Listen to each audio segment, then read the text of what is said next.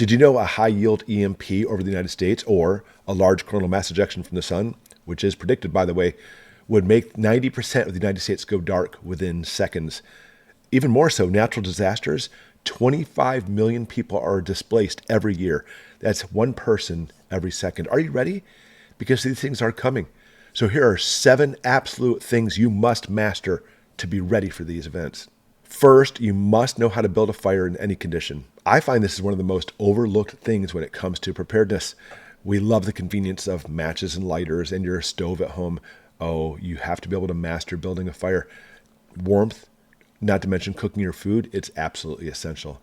So go through this, not simply just having fire starters like a magnesium fire starter, that helps too, but I'm talking about the right type of kindling conditions and everything to be able to make a fire. Your life may depend on it. Number 2, know how to forage. Forest, fields, meadows, mountains, there's food everywhere. And I'm not talking about munching on animals.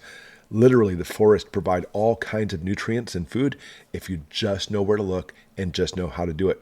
This is something you need to practice now because when the time comes, you won't have time to try to figure it out.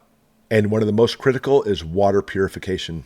And of course, we all know this, it's so vital. Without it for a few days, down you go. So know how to purify water.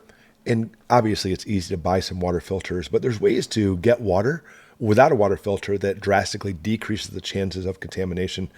Figure that stuff out, do it ahead of time so you have the most vital thing you need for survival.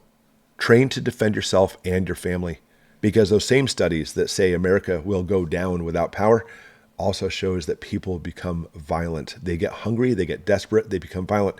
You must be able to defend yourself and your family with staying in shape, doing some kind of self-defense, obviously training with weapons, but training is the key. You must train and practice way ahead of time for that dismal day. Consider setting up communications. However you choose to do that, you'll have to look at your range, your situation, but walkie-talkies, ham radios, etc. At the very least, even if you don't have communications, get with your family members and say, look, if this day ever does come, how about we meet here and pick a place that possibly you might want to be able to coordinate a location so that way you can all stick together. Community is key. And with that, don't forget your navigation skills. And in our modern times, let's be honest, with our GPS, we've done away with maps and compasses on the most part. I enjoy a good old map and compass. How about you? Is that something you practice with? Because it actually does take a little practice and coordination, and now's the time to do it. And finally, first aid. And obviously, one of the most vital things, because when it comes to first aid, it is all about saving your life.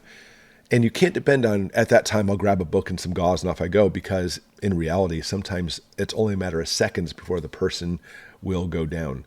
You need to practice ahead of time and get ready ahead of time. Of course, that's why we're here at Goshen Prepping. And as a doctor, my goal is to help you out, especially in the first aid arena. Don't discount this #1 life-saving thing. All right, guys, listen. Lots of things in the news, lots of things happening. We very well may go into a situation where we go dark, and you may have to depend on these things for survival. It's not just food and water. Stockpiling is a great thing, but skills and practicing these skills. Thanks for watching, everybody. We'll see you next time.